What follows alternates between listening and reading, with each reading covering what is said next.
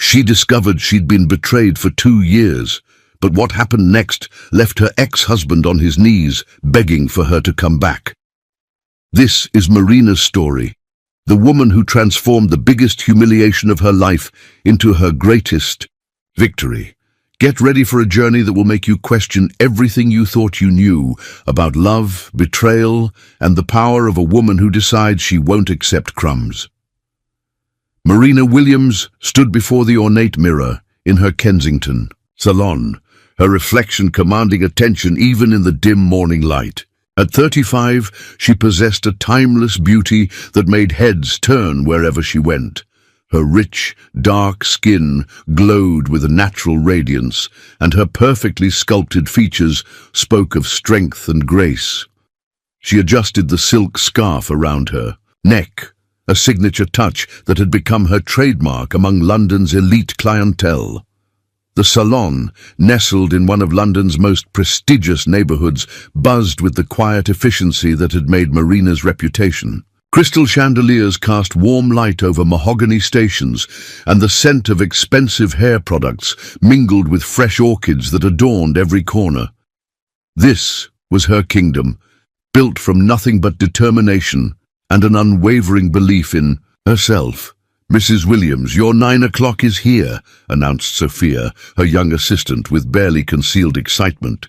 "Lady Catherine specifically requested you for her event styling."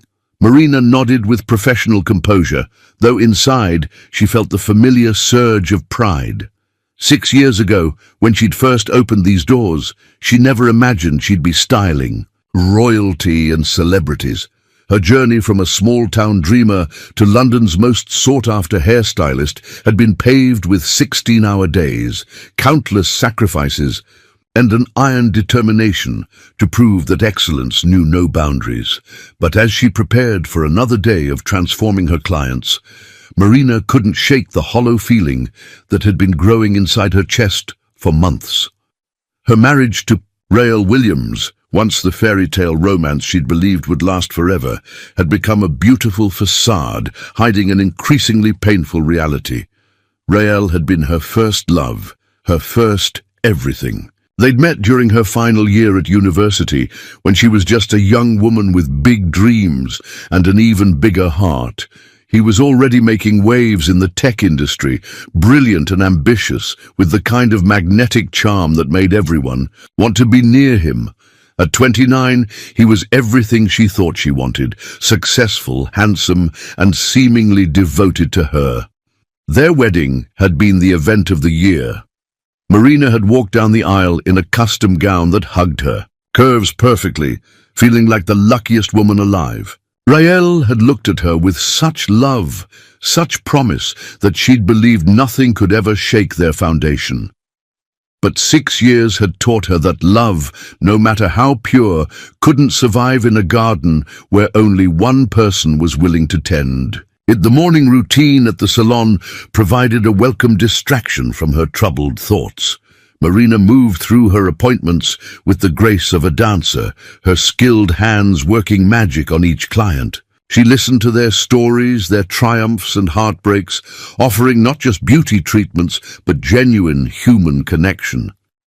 This gift for making others feel seen and valued had been the secret to her success. "Marina, darling, you've outdone yourself again," gushed Lady Catherine, as Marina put the finishing touches on an elaborate updo. "I don't know how you do it, but you always know exactly what I need." Marina smiled genuinely, her first real smile of the day. "Beauty isn't about changing who you are, Lady Catherine. It's about revealing the queen you've always been." These moments reminded her why she'd fallen in love with her craft.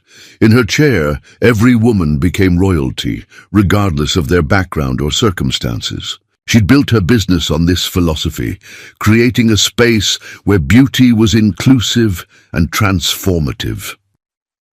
As the day wound down, Marina found herself alone in the salon, the silence amplifying the thoughts she'd been avoiding. Her phone buzzed, with a text from Betrayal: "Working late again. Don't wait up." The message was typical: short, dismissive, and carrying an undertone of irritation, as if her mere existence was an inconvenience. She couldn't remember the last time he'd asked about her day, complimented her work, or shown any genuine interest in her life. Their conversations had become purely functional, limited to household logistics and social obligations. Marina walked to the large window overlooking the bustling street below. Couples strolled hand in hand, their laughter carrying on the evening. Breeze. She pressed her palm against the cool glass, remembering when she and Rael used to walk these same streets. Dreaming about their future together. The transformation had been gradual, so subtle she hadn't noticed until it was almost complete. Rael's initial pride in her accomplishments had slowly morphed into indifference, then barely concealed resentment. Success had changed him, or perhaps it had simply revealed who he'd always been beneath the charming exterior. As his tech company grew and his wealth multiplied, Rael had become obsessed with image and status. He wanted a wife who would complement his success story, beautiful enough to be envied, sophisticated enough for high society, but ultimately decorative. Marina's independence and growing reputation seemed to threaten whatever narrative he'd constructed about their life together. At 38, Rael Williams was undeniably attractive. His success had only enhanced his natural magnetism, and he'd learned to wield his charm like a weapon. Marina had watched him in social situations, seen how easily he could make anyone feel like the most important person in the room. The problem was he'd stopped using that charm on her years ago. The drive home to their Hampstead mansion felt longer than usual. The house, a testament to Rael's success, sat on a tree-lined street where privacy was purchased with steel gates and elaborate security systems. Marina had once loved this house, had spent hours decorating it and imagining raising children here. Now it felt more like a gilded cage, beautiful but suffocating. The marble foyer echoed her footsteps as she entered, the sound lonely in the vast space. Rael's presence filled every corner of this house, from the modern art that reflected his taste to the home office that was strictly off-limits. Marina's touches were subtle, relegated to spaces he deemed unimportant. She climbed the curved staircase to their bedroom, her hand trailing along the polished banister. The room was a study in understated luxury, all neutral tones and expensive fabrics. But like everything else in their marriage, it lacked warmth, lacked the passionate connection that had once defined them. Marina changed into comfortable clothes and settled into the reading chair by the window, a book in her lap that she couldn't quite focus on. This had become her nightly ritual, waiting in a house that felt increasingly foreign for a husband who seemed more like a stranger with each passing day. The sound of Rael's key in the door came just after midnight. Marina heard him moving. Through the house, his footsteps confident and unhurried. When he finally appeared in their bedroom doorway, she was struck again by how handsome he was. Success had refined his features, and his tailored clothing emphasized his athletic build, but his eyes, once warm when they looked at her, were now distant and evaluating. "You're still awake," he observed, loosening his tie with practiced efficiency. "Long day at the salon," Marina replied, though she knew he wouldn't ask for details. "How was your meeting?" Rael shrugged, already turning toward his walk-in closet. "Productive. We're expanding into 3 new markets. Should increase revenue by 40% over the next year." It was the most he'd shared about his work in months, though Marina suspected it wasn't meant as intimacy, but as a reminder of his importance. She watched him move through his nighttime routine with mechanical precision, everything in its proper place, including her. As Rael settled into bed, maintaining careful distance between them, Marina stared at the ceiling and wondered when she'd stopped fighting for something that might have already been lost. She'd built an empire from nothing, had transformed herself from a small-town girl into a successful entrepreneur. But somehow, in the space between her dreams and reality, she'd forgotten the most important lesson she taught her clients every day. A queen doesn't beg for recognition. She creates her own crown. The thought sparked something in her chest, not hope exactly, but the first stirring of something that felt dangerously like possibility. Marina turned onto her side, watching Rael's profile in the moonlight, and made a silent promise to herself. Tomorrow, she would begin to remember who she was before she became half of something that had never truly been whole. Outside their window, London slept, unaware that in one of its most beautiful homes, a woman was beginning to wake up. The revelation came on a Tuesday morning, in the most mundane way possible. Marina was organizing Rael's home office while he was traveling, a task she'd taken on years ago as a gesture of support that had somehow become an expected duty. As she straightened papers on his desk, a credit card statement slipped from between the pages of a financial report. Marina's eyes scanned the charges automatically, noting the usual pattern of expensive restaurants and luxury purchases. But one entry made her pause, then read again with growing confusion. The Langham Hotel, a charge for their premium suite, dated just 2 weeks ago. But 2 weeks ago, Rael had been in London, sleeping in their bed beside her. Her hands trembled slightly as she continued reading. More hotel charges scattered across the past 6 months. Jewelry purchases from Tiffany, pieces she'd never seen. Restaurant bills for two at places she'd never been. Always during times when Rael claimed to be working late or traveling for business. The evidence painted a picture so clear that Marina wondered how she'd been blind to it for so long. Or perhaps she hadn't been blind. Perhaps she'd simply chosen not to see, hoping that her faith in their marriage could somehow will it back to life. Marina sank into Rael's leather chair, the credit card statement still clutched in her shaking hands. The numbers blurred as tears she'd been holding back for months finally spilled over. But beneath the hurt, beneath the sense of betrayal, something else was stirring. Anger. Pure, clean anger that burned away the fog of self-doubt she'd been living in. The sound of her phone buzzing jolted her back to the present. A text from her assistant. Mrs. Montgomery's daughter wants to book an appointment. Says you're the only one she trusts for her wedding hair trial. Marina wiped her eyes and stood, her spine straightening with each breath. She had clients depending on her, a business that demanded her full attention. Whatever was happening in her marriage would have to wait until she could process it properly. But as she drove to the salon, Marina couldn't shake the questions swirling in her mind. Who was Rael with during those hotel stays? How long had this been going on? And perhaps, most importantly, why wasn't she more surprised? The day at the salon passed in a blur of appointments and consultations. Marina moved through her routine with practiced professionalism, but her mind kept drifting back to those damning credit card charges. During her lunch break, she found herself researching private investigators on her laptop, though she wasn't sure she was ready for whatever truth they might uncover. "Marina, you seem distracted today," observed Patricia, one of her senior stylists, during a brief lull between clients. "Everything all right at home?" Marina forced a smile, but Patricia's knowing look suggested she wasn't fooled. Patricia had been with the salon since the beginning, had watched Marina's marriage slowly deteriorate over the years, though she'd been too tactful to say anything directly. "Just thinking about expanding the business," Marina deflected. "Maybe it's time we opened a second location." It wasn't entirely a lie.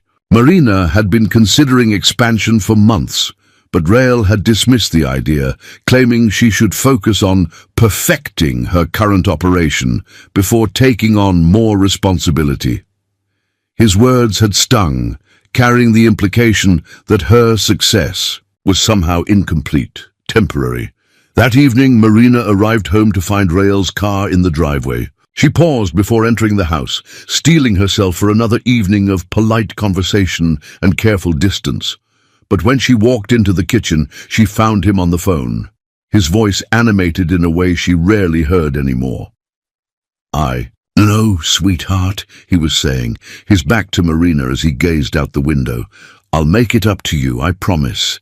This weekend will be perfect." Marina froze, the endearment hitting her like a physical blow. When was the last time Rail had called her sweetheart? When was the last time he'd made promises about perfect weekends? Rail turned, startled to see her standing there. His face shifted quickly from surprise to guilt, to his usual mask of distant politeness. "I have to go," he said into the phone, ending the call abruptly. "Work call?" Marina asked, her voice carefully neutral. "Client consultation," Rail replied, but he couldn't quite meet her eyes. "You know how demanding they can be." Marina nodded, playing along with the charade, because she wasn't ready for the confrontation that honesty would bring. But as they moved through the motions of dinner conversation, she found herself studying her husband with new eyes. The way he checked his phone constantly, the subtle changes in his appearance, new cologne, more attention to his grooming, a certain energy that seemed to have nothing to do with his work success. After dinner, Rail retreated to his office claiming he had emails to catch up on. Marina went upstairs and ran a bath, sinking into the warm water as her mind raced. The credit card statement was just one piece of the puzzle, but combined with the phone call she'd overheard, the picture was becoming undeniably clear. Her husband was having an affair. The thought should have devastated her, but instead Marina felt something unexpected. Relief. Relief that her instincts hadn't been wrong, that the distance she'd felt wasn't just her imagination. Relief that she finally had a reason for the loneliness that had been consuming her. As she soaked in the tub, Marina let herself remember what it felt like to be desired, valued, chosen. There had been a time when Rail couldn't keep his hands off her, when he'd called her beautiful and meant it, when their connection had been electric and all-consuming. That woman, the one who'd been confident in her worth, who'd believed she deserved passion and devotion, was still inside her somewhere. Marina's phone buzzed with a message from Sophia. "Tomorrow's schedule is packed, but Lady Margaret specifically requested you for her daughter's engagement party prep. She says you're the only one who understands true elegance." A small smile played at Marina's lips. Her clients saw her value, even if her husband had forgotten it. Every day, women sat in her chair and left feeling more beautiful, more confident, more worthy. She'd built a reputation on transformation, on helping others see their own power. Perhaps it was time to apply those skills to herself. The next morning, Marina woke with a sense of purpose she hadn't felt in years. She dressed carefully, choosing an emerald green dress that hugged her curves and made her skin glow. Her reflection in the mirror showed a woman who was still stunning, still vibrant, still worthy of love and respect. At the salon, Marina threw herself into her work with renewed energy. Each client received her full attention, her complete artistry. She listened to their stories, celebrated their victories, and reminded them of their inherent worth. By the end of the day, she felt more like herself than she had in months. As she was closing up, Marina made a decision. She pulled out her phone and dialed the number she'd found during her lunch break research. "Blackstone Investigations," a crisp voice answered. "I'd like to schedule a consultation," Marina said, her voice steady. "I need to know the truth about my marriage." The appointment was set for the following day. As Marina drove home, she felt a mixture of fear and anticipation. Once she had proof, there would be no going back to the comfortable lies they'd been living. But she was beginning to realize that comfort wasn't worth the cost of her self-respect. That night, as Rail worked late in his office, Marina sat in their bedroom and began to plan. She wouldn't be the kind of woman who begged and pleaded, who diminished herself for someone who'd already chosen to diminish her. She'd built a successful business from nothing. She could certainly rebuild her life. The woman in the mirror smiled back at her, and for the first time in years, Marina recognized her completely. The queen had never left. She'd just been waiting for the right moment to reclaim her throne.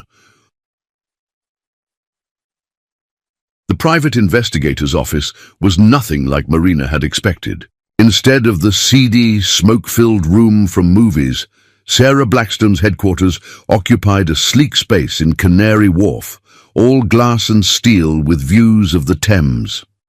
Sarah herself was a polished woman in her 40s, with silver-streaked hair and sharp eyes that seemed to miss nothing. "Mrs. Williams," Sarah said, gesturing to a comfortable chair across from her desk, "I understand you have some concerns about your marriage." Marina had rehearsed this conversation, but sitting here now, the words felt foreign in her mouth. "I believe my husband is having an affair. I need proof." Sarah's expression remained professional as she opened a leather portfolio. "What's led you to this conclusion?" Marina detailed the credit card charges, the overheard phone call, the gradual changes in Rael's behavior. As she spoke, she watched Sarah take notes, occasionally asking clarifying questions with the detached efficiency of someone who'd heard similar stories countless times. "How long do you suspect this has been going on?" Sarah asked. "I'm not sure. The charges go back at least 6 months, but..." Marina paused, remembering. "There have been signs for longer, maybe 2 years. 2 years. The number hung in the air between them, heavy with implication. 2 years of lies, of Marina blaming herself for the distance in their marriage, of believing she could somehow love hard enough to bridge the growing gap. "I'll need access to additional financial records, phone bills, travel schedules," Sarah continued. "The more information you can provide, the faster we can get you answers." Marina nodded, already mentally cataloguing where she could find the requested documents. A part of her still hoped she was wrong, that there was some innocent explanation for everything, but a larger part, the part that had watched her husband become a stranger, already knew the truth. The investigation took exactly 5 days. Marina was at the salon, putting the finishing touches on a client's highlights, when Sarah called. "Can you meet me this afternoon? I have the information you requested." The hours until their meeting crawled by. Marina moved through her appointments mechanically, her smile professional but hollow. When Patricia asked if she was feeling well, Marina claimed she was fighting off a cold. It wasn't entirely untrue. She felt sick to her core, though not from any virus. Sarah's expression was gentle, but resolute when Marina returned to the office. A manila envelope sat on the desk between them, thick with documents that would forever change Marina's understanding of her marriage. "Her name is Joyce Patterson," Sarah began without preamble. "She's 28, works in marketing for a luxury fashion brand. Blonde, white, comes from old money. Her father owns a shipping company." Marina's hands clenched in her lap. Somehow, having a name made it worse, more real. Joyce. She tried to picture this woman who'd been sharing her husband for 2 years, who'd been receiving the attention and affection that should have been Marina's. They meet primarily at the Langham Hotel, but also at her apartment in Chelsea. According to the credit card records, he's been supporting her lifestyle, expensive dinners, shopping trips, jewelry. The relationship appears serious, not just a casual affair. Sarah slid several photographs across the desk. Marina's breath caught as she saw her husband of 6 years, looking happier and more animated than she'd seen him in their own home in months. In one photo, he was helping Joyce out of his car, his hand protectively on her lower back. In another, they were at an intimate restaurant table, Rael leaning forward as if hanging on her every word, but it was the final photograph that broke something inside Marina's chest. Rael and Joyce walking hand in hand through Harrods, her left hand clearly visible and sporting a stunning diamond ring that Marina had never seen. "Is he..." Marina's voice cracked. Are they engaged? Sarah's expression softened with something like pity. The ring appears recent, purchased last week, according to the credit card records. I'm sorry, Mrs. Williams. Marina stared at the photographs, her vision blurring with tears she refused to let fall. 2 years of lies. 2 years of making her feel like she was imagining problems, like she was asking for too much when she simply wanted her husband to act like he loved her. 2 years of this Joyce woman receiving the man Marina had fallen in love with, while she got the cold, distant stranger who came home each night. There's more, Sarah said quietly. They've been house hunting, high-end properties in Notting Hill. It appears your husband is planning to leave his current situation. The clinical language couldn't soften the blow. Rael wasn't just having an affair. He was building an entire new life with another woman, planning to discard his marriage like an outdated business model. Marina gathered the photographs and documents, her hands steadier than she felt. Thank you, Sarah. Send me your final bill. Mrs. Williams, I have to ask, do you have somewhere safe to stay? Sometimes when men realize they've been caught, they can become... He won't hurt me, Marina said with more certainty than she felt. Rael's too concerned with his image for anything that messy. He'll probably be relieved that I know. The drive home passed in a strange fog. Marina felt detached from her body, as if she was watching someone else navigate London traffic with a marriage-ending revelation sitting in the passenger seat. Part of her mind was already planning. Lawyer consultations, financial preparations, the logistics of untangling 6 years of shared life. But another part was mourning. Mourning the man she'd thought she married, the future they'd planned together, the naive woman who'd believed that pure love could overcome any obstacle. Marina pulled into their driveway and sat for a moment, staring at the house that had never quite felt like home. Rael's car wasn't there, probably with Joyce, planning their new life while his current wife dealt with the aftermath of his deception. Inside, the house felt different, as if the knowledge of Rael's betrayal had physically altered the space. Marina walked through rooms that suddenly seemed like stage sets, beautiful but hollow, designed to project an image rather than shelter a real relationship. She went to their bedroom and opened Rael's closet, running her hands over his expensive suits and handmade shirts. How many times had he worn these clothes to meet Joyce? How many times had Marina complimented his appearance, unknowingly helping him dress for another woman? The sound of the front door opening made Marina's heart race. She heard Rael's footsteps on the marble floor, the jingle of his keys being dropped in the bowl by the entrance. Normal sounds of a husband coming home, except nothing about their marriage had been normal for a very long time. "Marina," he called, "you home?" She took a deep breath, gathered the photographs from the bed where she'd spread them out, and went downstairs to face the man who'd been living a double life. Rael was in the kitchen, loosening his tie as he checked his phone. He looked up when she entered, and Marina saw the exact moment he registered something different in her expression. His casual smile faltered, replaced by the wary look of someone who knew they'd been caught. "We need to talk," Marina said simply, placing the envelope on the kitchen island between them. Rael's eyes flicked to the envelope, then back to her face. For a moment, neither of them moved. Then he sighed, a sound that held more resignation than remorse. "I suppose we do," he said quietly.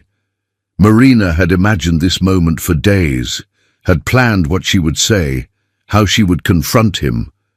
But now, faced with the reality of his betrayal laid out in black and white photographs, she found herself strangely calm. 2 years, Rael. 2 years you've been with her while lying to me every single day. He didn't deny it. That at least was something. Marina had expected excuses, justifications, attempts to minimize what he'd done. Instead, Rael simply nodded, looking more tired than ashamed. "How long have you been planning to leave me for?" This question seemed to surprise him. "Marina, it's not that simple. Actually, it is. Marina's voice was steady, controlled. You've been having an affair for 2 years. You bought her an engagement ring. You're house hunting together. It seems quite simple to me. Rael leaned against the counter, studying his wife with something like curiosity. You hired a private investigator. I had to. You certainly weren't going to tell me the truth. They stood in the kitchen where they'd shared thousands of meals, where Marina had once imagined raising children, and faced the end of everything they'd built together. But as Marina looked at her husband, really looked at him, she realized she wasn't looking at the love of her life anymore. She was looking at a stranger who happened to share her last name. I never meant for it to happen this way, Rael said. Finally. Marina almost laughed at the cliché. How did you mean for it to happen then? Were you planning to tell me about Joyce before or after you moved in with her? The question hung in the air, and Marina realized she didn't actually need an answer. The truth was written in every late night, every dismissive comment, every moment when Rael had made her feel like she was asking too much by simply wanting to be loved by her own husband. I want a divorce, Marina said, the words coming out, strong and clear. And I want you out of this house by the end of the week. Rael's eyebrows rose. Marina, don't you think we should discuss? No. Marina's voice cut through his words like a blade. We're done discussing. We're done pretending. You made your choice, Rael. Now live with it. As she walked out of the kitchen, leaving her husband with the evidence of his betrayal, Marina felt something she hadn't experienced in years. Freedom. The cage door was finally open, and she was ready to remember what it felt like to fly. The divorce papers were filed on a Friday morning in early October. Marina walked out of her lawyer's office into crisp autumn air that seemed to fill her lungs differently, cleaner, lighter, full of possibility. The woman who'd entered that building an hour earlier had been Rael Williams' wife. The woman who emerged was simply Marina, and that felt like coming home to herself. The past month had been a whirlwind of legal consultations, financial disclosures, and the complex untangling of a life she'd thought was permanent. Rael had moved out without much drama, taking his suits and his secrets to what Marina assumed was Joyce's apartment. The house felt different without him, not empty, but spacious. Room to breathe, room to become. Marina had thrown herself into work with a fierce energy that surprised even Patricia. The salon had never been busier, and Marina found herself booking clients months in advance. Word of mouth had spread through London's social circles, and she was now styling hair for premieres, galas and society weddings. Success felt different when it was purely her own, not something she had to downplay or apologize for. Marina, darling, you look absolutely radiant, gushed Lady Catherine during her weekly appointment. Divorce clearly agrees with you. Marina smiled, her hands working expertly through Lady Catherine's silver hair. I prefer to think of it as remembering who I was before I forgot. It was true. Each day since Rael's departure had brought small revelations about the woman she'd been before she'd started dimming her light to make someone else comfortable. She'd redecorated the house, choosing bold colors and art that spoke to her soul. She'd started taking evening classes in business management, not because she needed them, but because learning made her feel alive. She'd even begun dating. Nothing serious, just reminders that men still found her attractive, still valued her company. The transformation wasn't just internal. Marina had always been beautiful, but now she carried herself differently. There was a confidence in her movements, a spark in her eyes that hadn't been there during her marriage. She dressed for herself now, in colors that made her glow, in styles that celebrated her body rather than hiding from attention. Mrs. Williams, or should I say Ms. Thompson now? Patricia grinned as Marina reclaimed her maiden name. You have a new client consultation this afternoon, someone named Cesar Montoya. The name meant nothing to Marina, but she nodded absently, focused on the intricate braiding she was creating for her current client. It wasn't until later that afternoon, when she looked up to see a man walking into her salon, that Marina understood why Patricia had seemed so excited. Cesar Montoya was the kind of man who commanded attention without trying.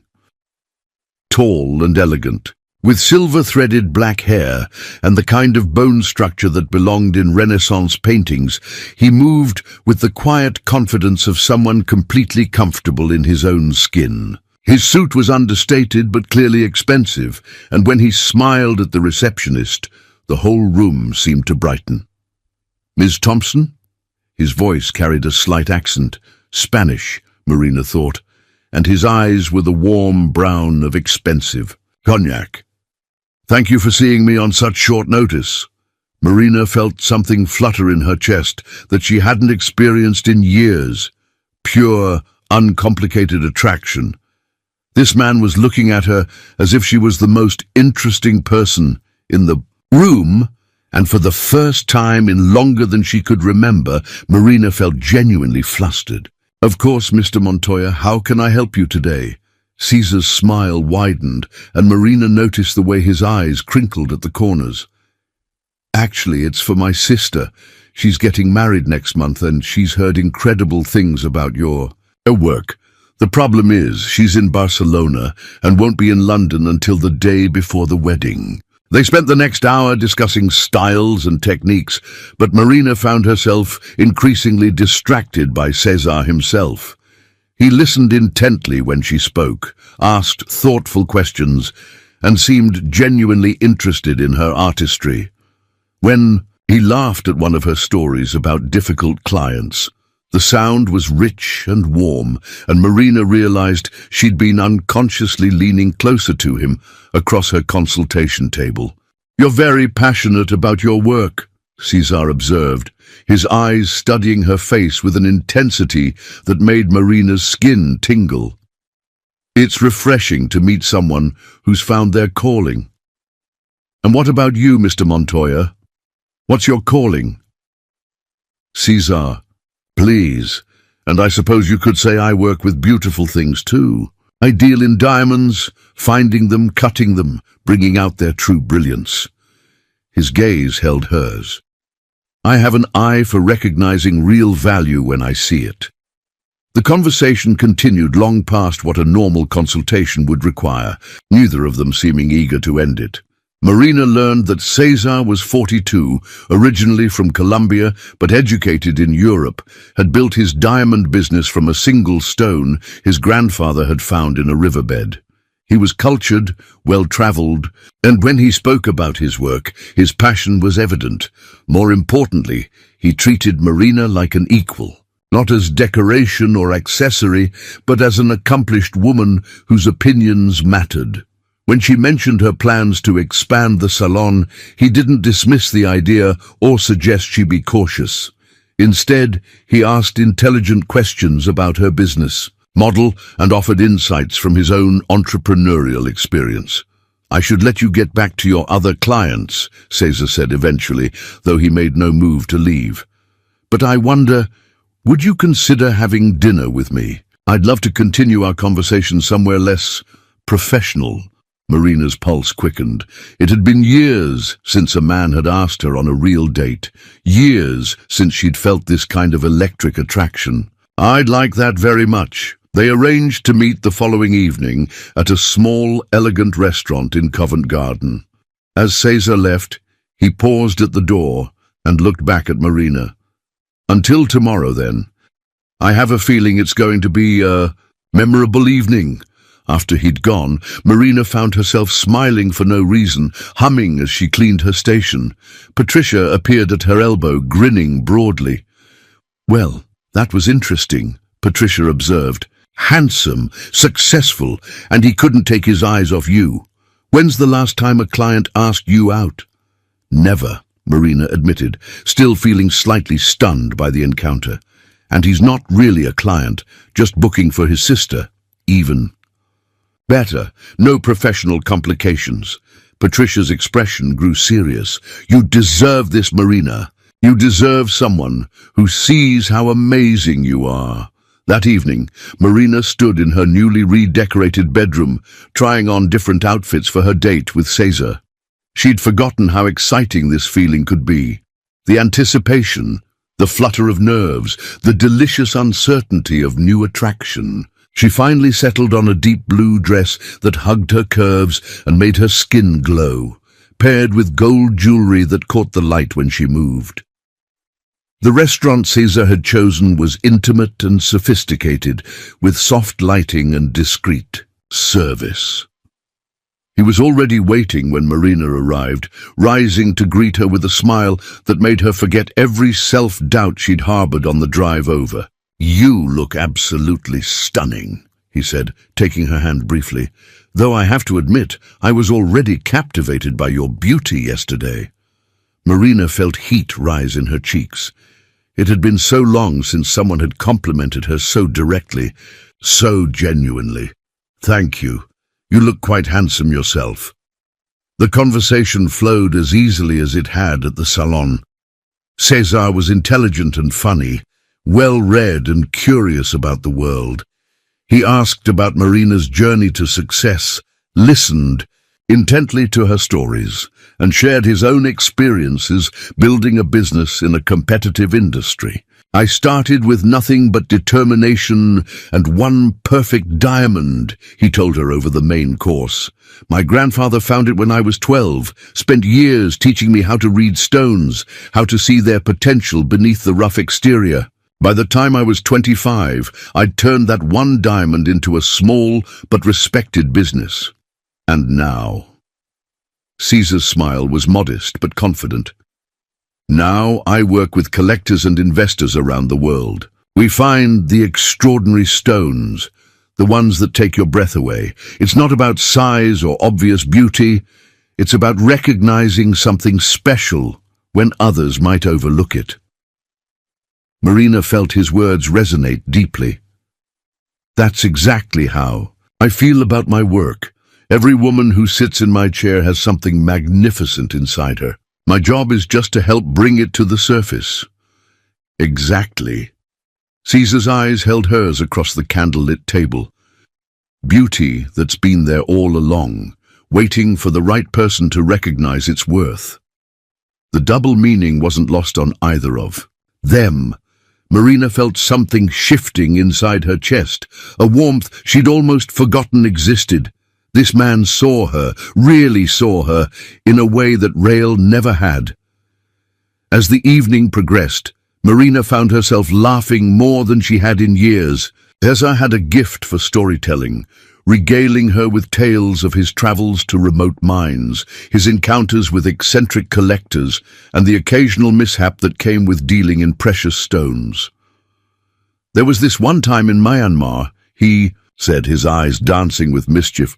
"I was negotiating for a remarkable ruby when the seller's pet monkey decided my hair looked interesting. Spent 20 minutes with this monkey, rearranging my carefully styled appearance while trying to close $1 million deal." Marina laughed until tears formed in her eyes. "Please tell me you got the ruby." "I did, but my dignity never quite recovered.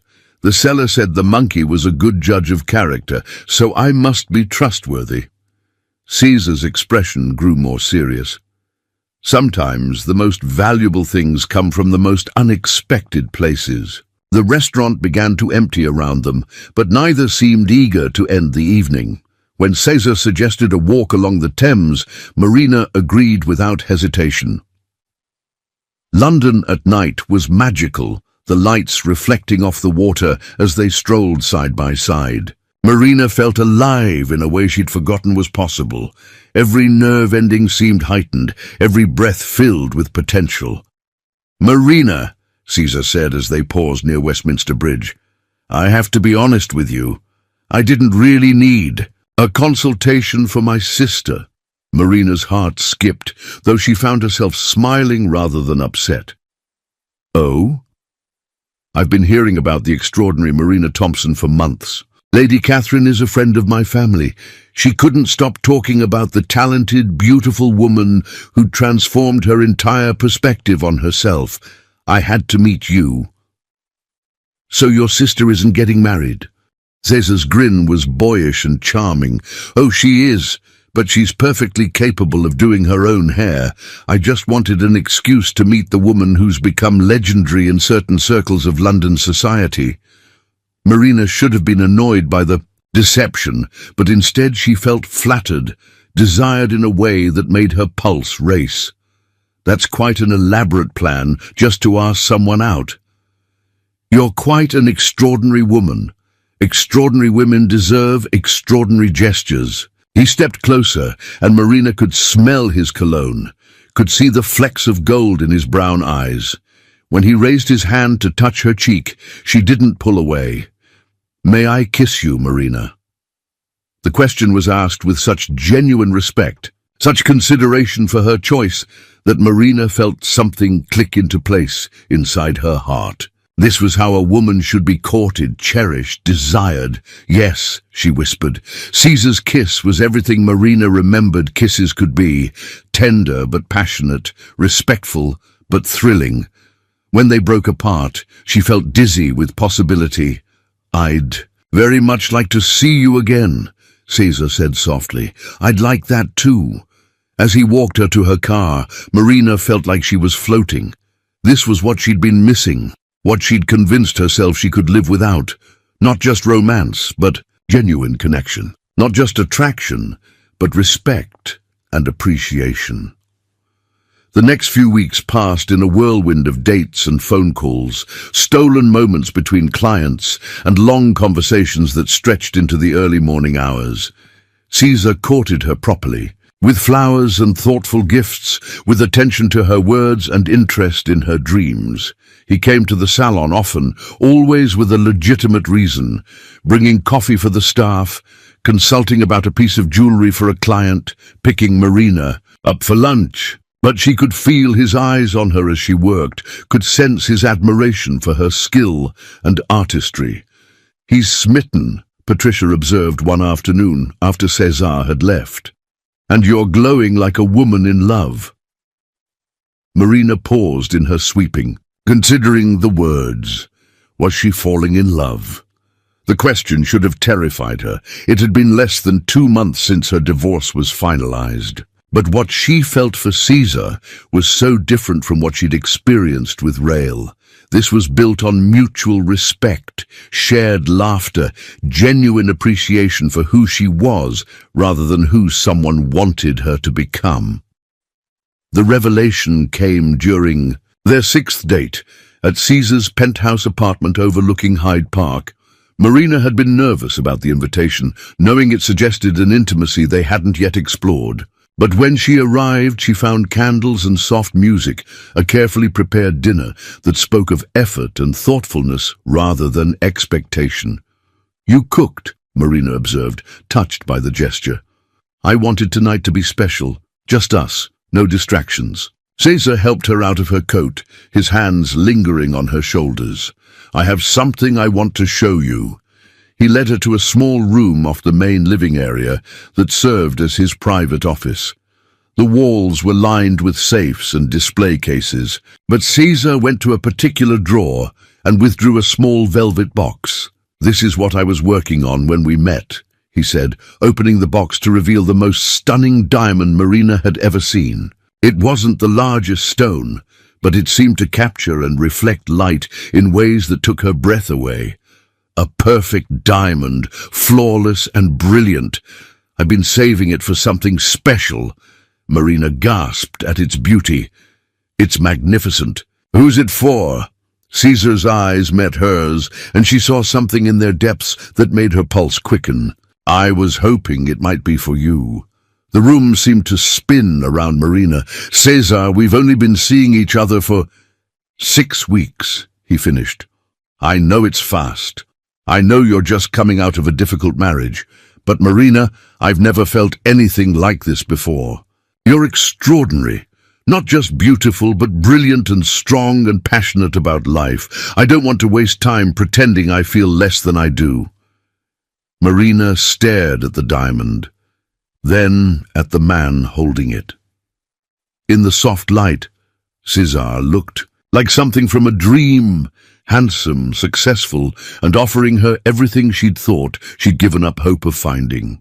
"I'm not asking you to marry me tomorrow," he continued, setting the box aside and taking her hands.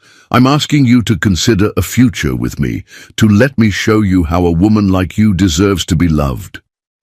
The word hung between them. Love. Marina felt tears prick her eyes, but they were tears of joy rather than sorrow. After years of feeling invisible, unworthy, forgotten, here was a man who saw her value clearly. "I love you too," she whispered, the words feeling both terrifying and liberating. When Caesar kissed her this time, it was with the passion of a man claiming his future. Marina melted into his arms, finally understanding the difference between settling for someone and choosing someone who chose her back. That night, as they made love with a tenderness and intensity that left Marina breathless, she felt the last pieces of her old life falling away. The woman who'd begged for scraps of attention from a man who'd already given his heart elsewhere was gone. In her place was a queen who knew her worth, who demanded the love she deserved. As dawn broke over London, Marina lay in Caesar's arms and smiled. She thought her story was ending when she discovered Rael's betrayal. Instead, it had been the first chapter of something beautiful. 6 months later, Marina stood in the bridal suite of London's most exclusive hotel, putting the finishing touches on what would be her final client before her own wedding. The irony wasn't lost on her. The same hands that had discovered her husband's affair through a credit card statement were now fastening a diamond necklace around the neck of a radiant bride. "Marina, you're a miracle worker," breathed the bride, staring at her reflection in wonder. "I've never felt so beautiful." Marina smiled, adjusting a single curl to frame the woman's face perfectly. "You've always been beautiful, Sarah. I just helped you see it." As Sarah swept out to meet her groom, Marina allowed herself a moment to reflect on the extraordinary journey that had brought her to this point. The divorce from Rael had been finalized 3 months ago, swift and surprisingly amicable once. The lawyers got involved. He'd kept his tech company and his new life with Joyce, while Marina had emerged with the house, half their shared assets, and most importantly, her freedom. The business had exploded beyond her wildest dreams. Word of her talent had spread through London's elite circles like wildfire, and she now had a waiting list that stretched 6 months out. But more than success, Marina had found something she'd lost during her marriage: joy in her work, pride in her accomplishments, and the unshakable knowledge that she was exactly where she belonged. Patricia appeared in the doorway, her eyes bright with excitement. "Marina, it's time. Your car is here." Marina took one last look at herself in the mirror. The woman looking back at her was transformed from the uncertain, diminished person she'd been a year ago. Her wedding dress was a masterpiece of silk and lace, custom-made by one of London's top designers. But it was her expression that showed the real change: confidence, joy, and the unmistakable glow of a woman deeply loved. The ride to the venue passed in a blur of London streets decorated with late spring flowers. Marina's heart raced with anticipation rather than nerves. After everything she'd been through, she had no doubts about the choice she was making today. The wedding was being held at Caesar's estate outside London, a Georgian manor house that had been in his family for generations. Gardens stretched as far as the eye could see, ablaze with roses and peonies, while a string quartet played softly for the intimate gathering of family and close friends. As Marina stepped out of the car, she saw familiar faces from her salon, Zeza's business associates, and various members of London society who had become not just clients, but genuine friends. Lady Catherine dabbed at her eyes with a handkerchief, while Patricia beamed with motherly pride. But it was the man waiting at the altar who took Marina's breath away. Caesar stood tall and elegant in his morning coat, his silver-threaded hair catching the afternoon sunlight. When their eyes met across the garden, his face lit up with such pure love that Marina felt her knees go weak. As she walked down the petal-strewn aisle, Marina's mind drifted to her first wedding, 6 years ago. That day had been about fairy tale dreams and youthful hope. Today was about choice, the conscious decision to build a life with someone who valued her completely. "Dearly beloved," the officiant began, but Marina barely heard the words. She was lost in Caesar's eyes, in the warmth of his hands holding hers, in the certainty that this was right in every way that mattered. When it came time for vows, Caesar spoke first, his accented voice carrying clearly across the garden. "Marina, when I first saw you, I thought you were the most beautiful woman I'd ever encountered. But as I got to know you, I realized that your beauty was just the beginning. Your strength, your passion, your incredible capacity for love. These are the things that captured my heart completely." He paused, his thumb stroking across her knuckles. "You taught me that the most precious diamonds are often found in unexpected places, hidden beneath layers that need to be carefully removed to reveal the treasure within.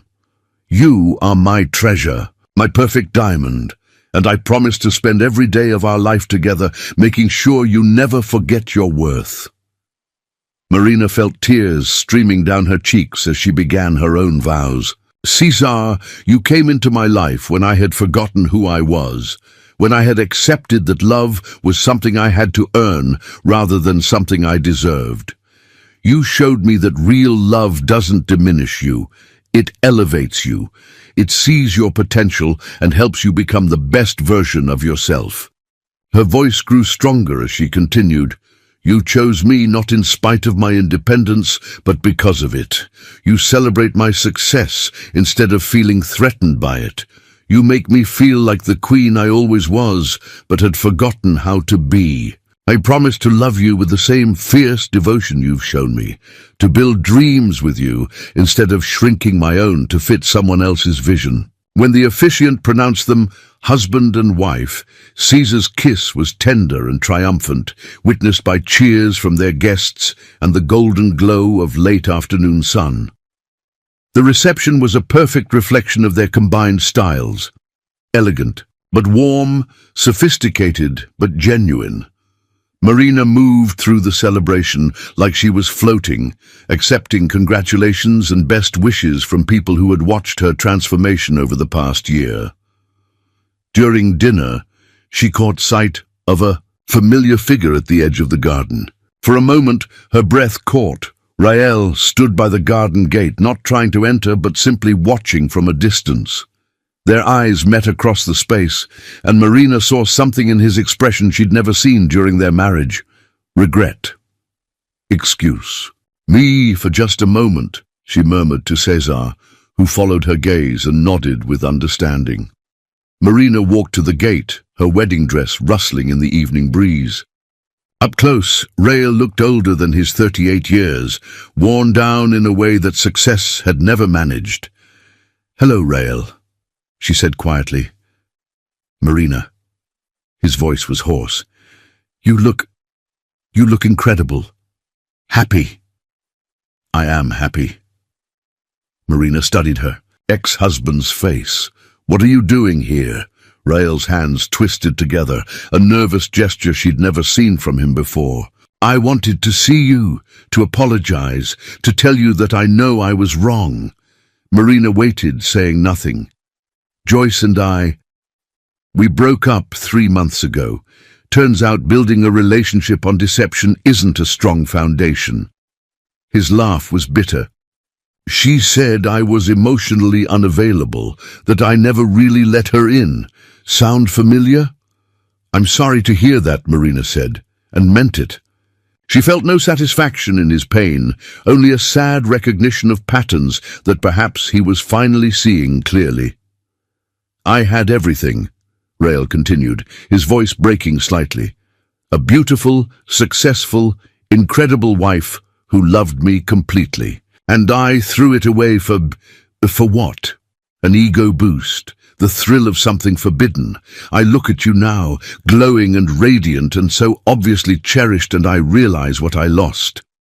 Marina felt something shift inside her chest. Not love returning, but a final piece of hurt dissolving. Rael, we weren't right for each other. I spent years trying to be smaller, quieter, less threatening to your ego. That wasn't love, it was fear on both our parts. You were never the problem, Marina. I was just too stupid and selfish to see it. We both made mistakes, Marina said gently, but they led us to where we needed to be. You'll find someone who's right for you, someone who appreciates what you have to offer. And I found someone who sees my worth. Rael nodded, tears visible in his eyes. He's a lucky man. I'm the lucky one, Marina corrected. I learned that I don't need someone to complete me. I needed someone who complements the complete person. I already was. As Rael walked away, disappearing into the London evening, Marina felt the final chapter of her old life closing. When she returned to the reception, Caesar was waiting with a concerned expression.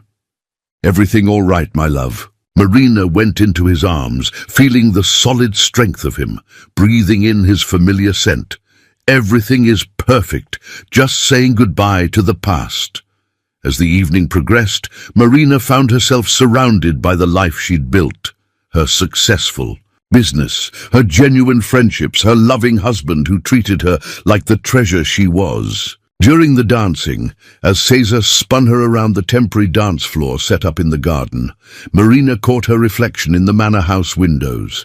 The woman looking back at her was radiant with joy, crowned not with a tiara, but with the unshakable knowledge of her own worth. She had been tested by betrayal and emerged stronger. She had loved unwisely and learned to love better. She had been diminished and chosen to shine brighter. "What are you thinking about, Mrs. Montoya?"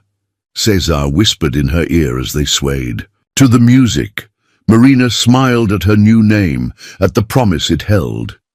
"I'm thinking about diamonds," she said. "How they're formed under pressure, how they need to be carefully cut and polished to reveal their true brilliance.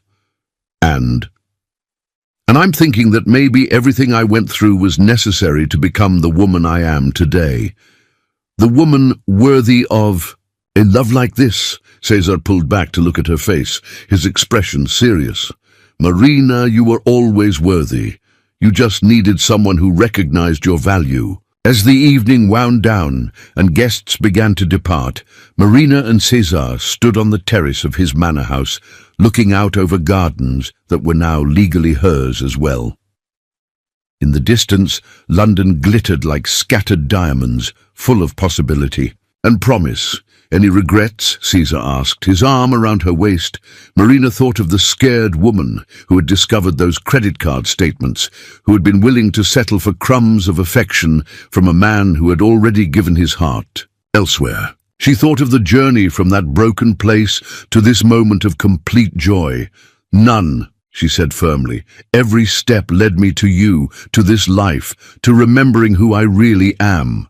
Above them, stars emerged in the darkening sky, each one a point of light in the vast darkness.